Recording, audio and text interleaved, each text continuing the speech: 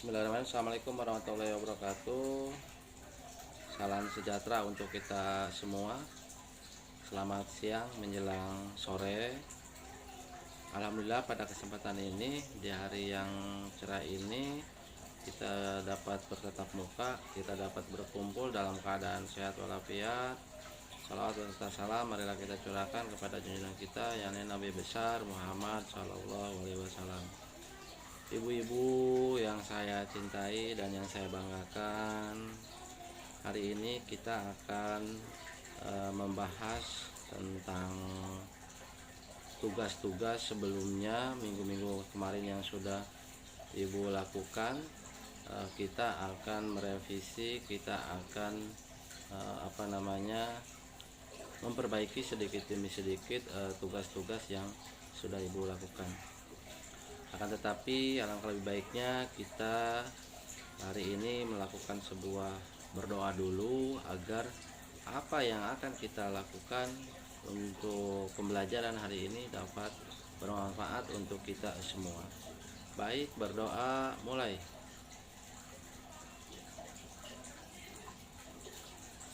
Berdoa selesai. Ibu-ibu semuanya, setelah saya simak, setelah saya amati tugas-tugas ibu, video dari ibu ya yang menjelaskan tentang materi-materi PJOK ya. Tentunya tugas-tugasnya alhamdulillah sudah baik semua, sudah bagus semua. Namun ada beberapa yang harus diperbaiki, ada beberapa yang harus ibu-ibu ketahui pada saat menyampaikan materi sambil mempraktekkan di lapangan pada anak usia dini. Tentunya ini sangat berbeda ketika kita menyampaikan dengan anak-anak dewasa. Nah, untuk cara penyampaian ya, yang pertama yang harus ibu perbaiki yaitu adalah dari segi keyakinan bahwa ibu mampu untuk menyampaikan materi-materi tersebut begitu. Nah, ibu-ibu semuanya hampir dari berbagai tugas ya, akibat ketidakyakinan ibu menyampaikan materi kepada siswa praktek ya, sehingga ada sebuah kekakuan di sana.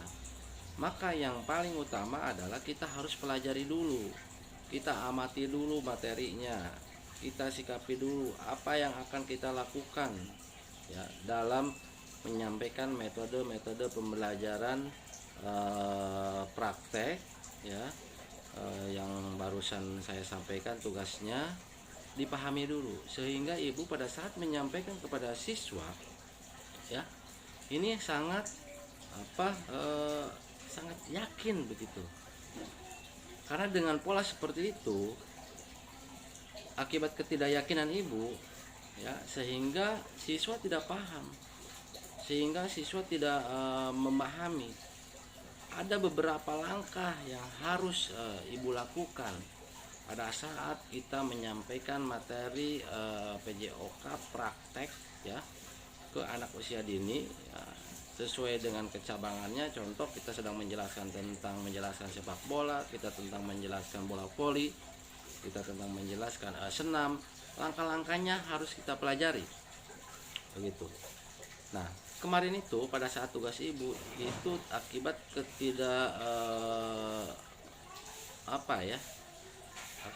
tidak ada penguasaan, tidak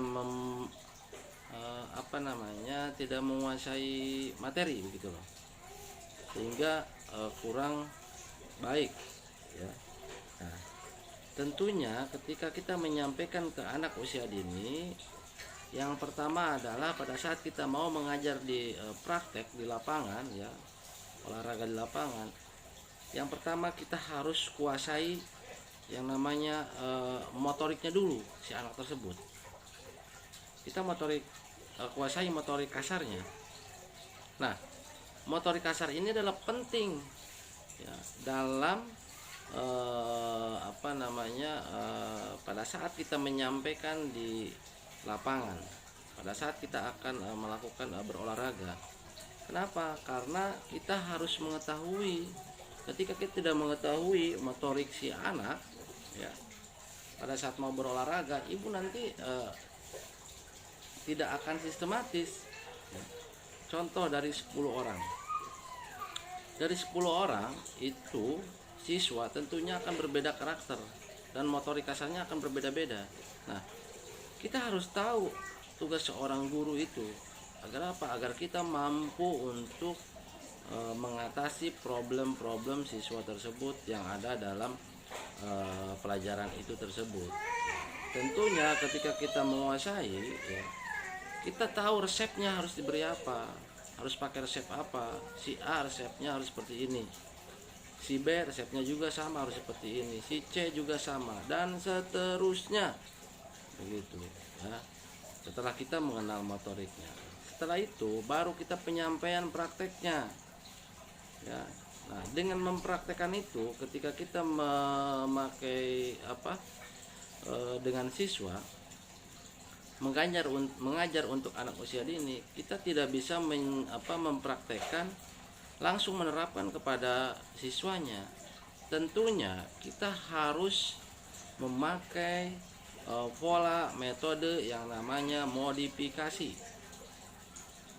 Kita perlahan-lahan dimodifikasi ya. Kita pelajari langkah-langkah. Maka kita bertahap, kita harus perlahan dulu sudah dicontohkan oleh kita kepada siswa ya, baru siswanya didekati oleh kita, jangan sampai dilepas begitu saja begitu ya. Artinya gerakan-gerakan yang tadi kan ada beberapa video ibu yang memakai siswa yang tidak juga, nah itu ada terlalu cepat. Kita harus perlahan-lahan karena ini adalah anak usia dini. Beda ketika kita menyampaikan olahraga dengan orang dewasa, akan beda tentunya Bu. Gitu. Nah, coba kalau kita dipegangkan tangannya, disambil dipraktekkan, dibenarkan kakinya, gerakannya, tidak mesti harus anak itu benar-benar sempurna pada saat kita penyampaian materi olahraga, khususnya tugas yang saya berikan. Yang penting adalah gerakannya benar ya, dan pernah dilakukan oleh siswa itu, karena ini adalah dasar ya yang harus dipahami. Apalagi memori anak itu kan posisinya sangat tajam ya memorinya. Jadi kita harus benar-benar cara penyampaiannya harus luar biasa. Karena akan bahaya ketika di save oleh anak ya, ternyata resep yang diberikan oleh ibu itu tidak pas begitu ya. Nah, contoh pada saat melakukan berbaris, kalau anak itu kan problemnya biasanya kan berbarisnya susah begitu, susah diatur, namanya juga anak kecil ya. Maka kita sebagai guru kita harus mampu, kita harus tahu, harus bisa mencari solusi agar anak itu ya bisa efektif dalam melakukan sebuah baris berbaris gitu ya. Tentunya ini harus memakai metode modifikasi.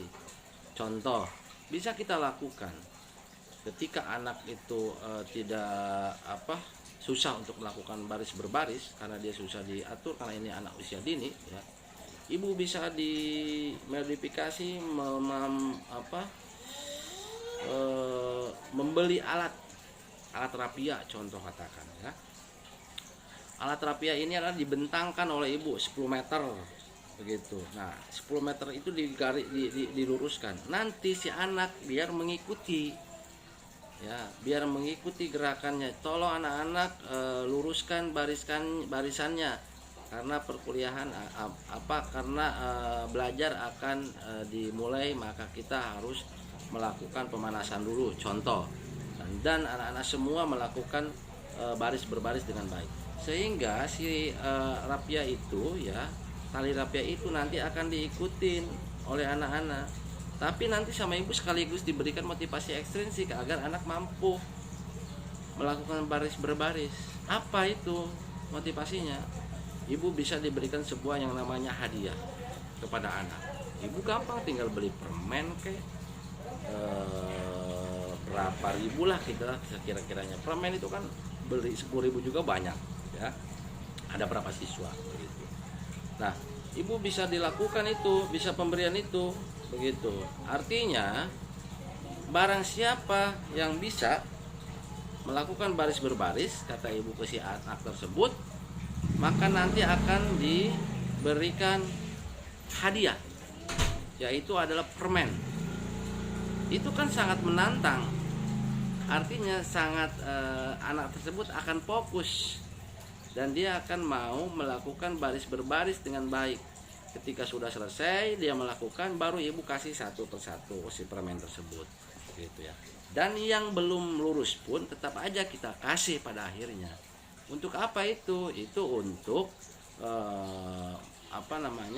semangat anak-anak tersebut, begitu ya. Nah, dan itu di dalam video ibu belum muncul begitu. Yang saya maksud itu kan bagaimana ibu menjadi guru ya, menjadi guru, menyampaikan materi senam, contoh menyampaikan materi bola voli begitu ya, untuk anak usia dini, sehingga oleh ibu dipraktekkan dulu baru biar diikuti, dipahami. Kalaupun tidak memakai siswa tugas ini, anggap ibu mengajar itu ada siswa begitu ya. Oke, baik. Selanjutnya dari segi bahasa. Dari segi bahasa kita harus perlahan-lahan turunkan sedemikian rupa bahasanya. Kenapa harus diturunkan? Karena tidak semua anak sudah mahir, sudah dapat menyimak bahasa Indonesia dengan baik ya. Maka kita bahasa Indonesianya benar-benar disederhanakan agar si siswa tersebut benar-benar memahami bahasa apa yang ibu sampaikan pada saat penyampaian materi begitu. Ini perlu Bu, dan ini harus kita pelajari bersama-sama sebagai guru. Bagaimana siswa harus akan memahami jika memang bahasa kitanya juga adalah ketinggian. Beda seperti saya mengajar ibu yang bersifatnya itu adalah mahasiswa yang sudah sudah orang dewasa semua. Kalau yang namanya orang dewasa, mereka sudah bisa mentafsirkan sendiri dan sudah bisa menganalisis dan punya prinsip sendiri. Tapi kalau anak SD ini harus benar-benar diturunkan levelnya. Nggak bisa anak SD itu pada saat dilakukan metode pembelajarannya dengan anak dewasa. Ibu tadi menerangkan gerakan ya, ke kiri, ke kanan, ke depan, ke belakang begitu ya. Nah, itu harus perlahan-lahan. Agar apa? Agar sistematis. Dan pada saat melakukannya juga, siswanya juga harus dipantau oleh ibu, dilakukan begitu. Nah, ini yang harus dikuasai.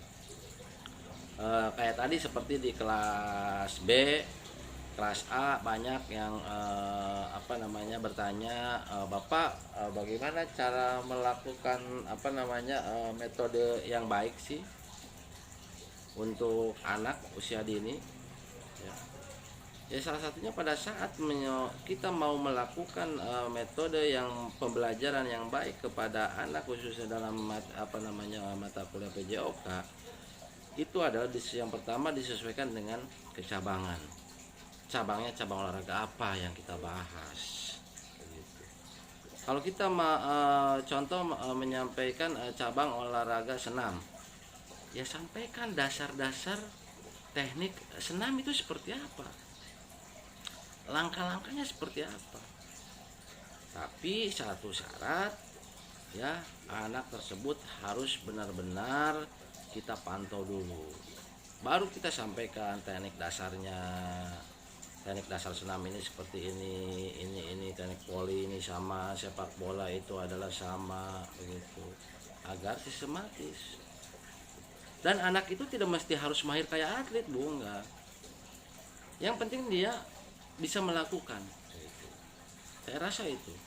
Terus tadi ada juga yang apa namanya, Pak, bagaimana sih, apa ya tadi itu kelas A, saya lupa ya. Oh ini dia menanyakan tentang cara memberikan sebuah lompatan ya kepada anak usia dini ya. Bisa gak dilakukan 90 derajat gitu, ya. Nah, ibu-ibu semua ya, untuk anak usia dini harus bertahap. Contoh katakan kayak seperti dia suruh meloncat 1 langkah 2 langkah saja ya, itu 1 langkah saja sudah cukup untuk anak usia dini ya. Lakukan itu dulu, kalau dia sudah bisa baru lakukan lagi bertahap ya. Satu dulu, nggak bisa langsung anak-anak silakan loncat 1 meter ya, jangan, bahaya itu ya, nanti anaknya bahaya.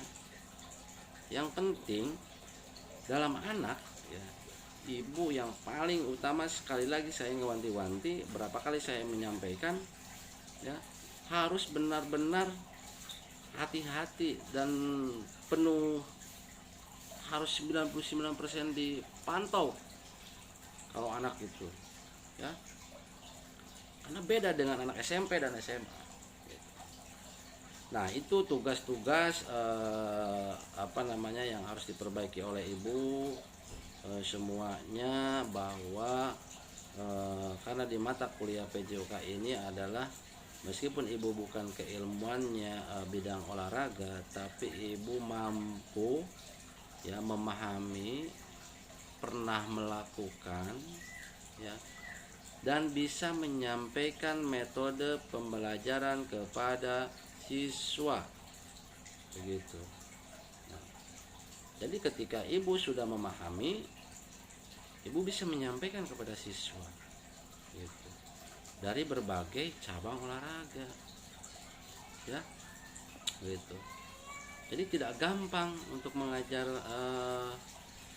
anak PAUD, anak SD, itu sangat susah Bu ya. Banyak orang mengatakan gampang ngajar anak SD ini, gampang ngajar anak PAUD ini. Ketika ada orang yang menyampaikan seperti itu, satu, berarti dia tidak paham metode pembelajaran yang ada di SD dan di PAUD. Justru ini sangat-sangat susah sekali ya, PAUD dengan SD itu. Kenapa saya katakan susah?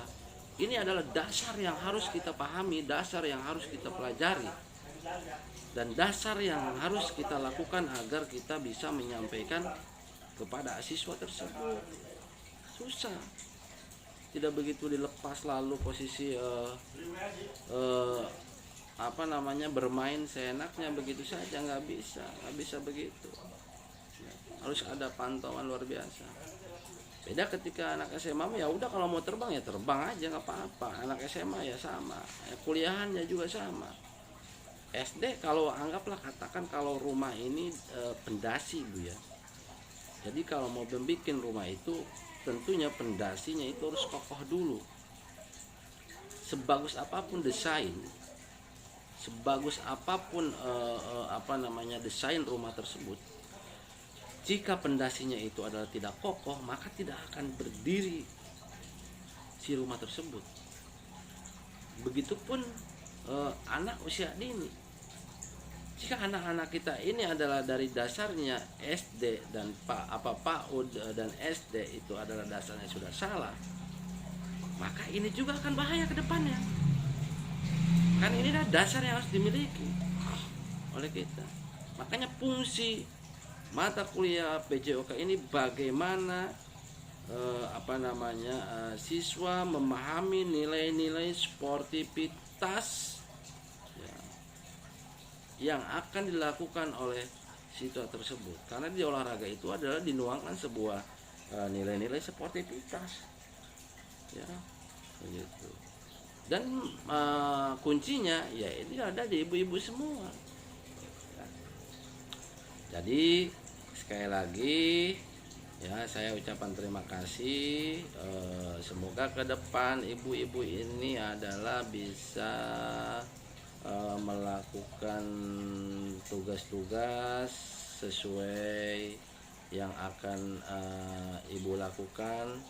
Yang paling utama adalah saya himbaukan kepada seluruh ya mahasiswa, teman-teman semuanya, ibu-ibu semua, tolong ketika ini maaf agak sedikit keluar dari konteks ya, pembahasan di grup ya, kalau ada apa saja ya mohon disimak dan disikapi dengan baik, dipahami agar tahu alurnya di grup ini pembicaraannya apa, begitu ya.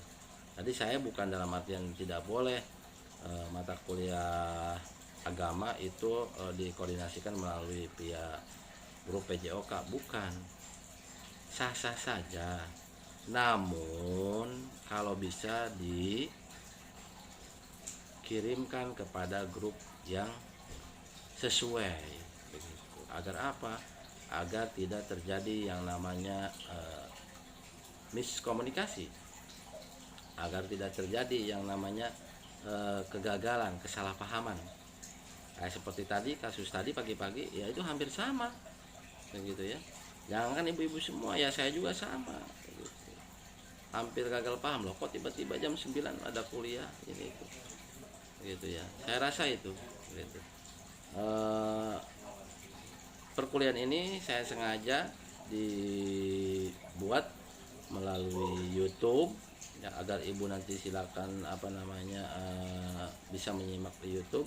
Karena tadi ada beberapa mahasiswa yang tidak bisa melakukan Zoom, ada beberapa mahasiswa yang sinyalnya jelek begitu ya. Jadi sayang, kasihan ketika mereka yang tidak bisa ya, karena di era COVID ini yang penting ibu bisa menyimak dengan berbagai cara. Ya mau tidak mau ya saya harus memodifikasi, harus membuat video ya, saya kirimkan melalui YouTube agar ibu bisa melihatnya mau sekarang mau kapan. Yang jelas di perkuliahan hari ini ibu bisa menyimak ya, bisa melihat, nah, bisa memahami materi-materi yang barusan saya sampaikan. Kalau saya disampaikan melalui via Zoom ya kasihan yang tidak bisa. Tadi ada banyak ya yang ngejapri ke saya karena katanya sedang hujan begitu, banyak petir, terlepas apa itu saya tidak tahu begitu ya. Yang jelas kan ini kalau saya melakukan langsung via Zoom banyak yang tidak masuk gitu. Ya mau tidak mau saya harus memodifikasi, saya harus membuat video agar ibu-ibu semuanya bisa melihat nanti hasil evaluasi tugas-tugas yang barusan ibu lakukan ya, begitu. Jadi sekali lagi silakan nanti absennya di absen oleh para ketua tingkat semuanya, kelas khususnya ini untuk kelas C dan kelas D ya, laporan kepada ketua tingkatnya di save, direview siapa yang hadir siapa yang tidak. Lalu setelah itu kalau sudah semuanya dikirimkan ke grup gabungan, jadi absennya jangan di grup gabungan ya, disaring ke ketua tingkat masing-masing dulu untuk hadir. Contoh absen mata kuliah PJOK kelas C jam sekian, pertemuan keberapa, tanggal berapa, tahun berapa ya, baru bawahnya diikuti oleh teman-teman. Kalau sudah selesai dikirimkan ke grup gabungan, kan jelas di atasnya ada keterangan, di atasnya ada keterangan, oh ini absen kelas C, oh ini absen kelas D, begitu ya. Jadi jelas keterangannya, tidak begitu wah ini absen siapa kayak tadi ini kan jadi banyak sampah gini-gini kayak gitu nih, berat nantilah memori teman-teman semuanya begitu ya. Jadi untuk hari ini sama saja, silakan ibu pahami materinya ya, mudah-mudahan proses di minggu-minggu yang akan datang kalau yang tadi pagi-pagi sih alhamdulillah berjalan lancar melalui Zoom juga karena tidak ada masalah ya. Tapi ini yang jam khususnya yang setelah zuhur ada 2 kelas lagi tadi banyak mahasiswa yang japri ke bapak, katanya sedang hujan dan tidak bisa ikut ya. Beginilah ya. Kita di musim pandemik ini yang penting kita bisa beraktivitas sehat, imun baik. Selama bisa itu dimodifikasi ya kita modifikasi. Yang penting esensinya itu adalah dapat dan ibu-ibu semuanya tidak gagal paham. Saya rasa itu Ibu. Ya, sekali lagi ya, sebelum ditutup tadi barusan yang saya sampaikan ya, saya ulangi lagi, jika kita mau menyampaikan sesuatu praktek mata kuliah olahraga kepada anak usia dini, kita harus benar-benar menguasai dan harus sistematis ya, langkah-langkah yang akan kita lakukan harus benar-benar dipantau terus ya. Saya rasa itu. Sampai ketemu minggu depan. Mohon maaf apabila ada kesalahan dari saya. Tugas-tugas selanjutnya nanti akan menyusul, akan tak saya informasikan, dan materi yang minggu depan juga akan saya informasikan dengan melalui RPS tersebut. Sekian dari saya. Billahi taufiq wal hidayah. Wassalamualaikum warahmatullahi wabarakatuh. Salam olahraga. Jaya, jaya, jaya.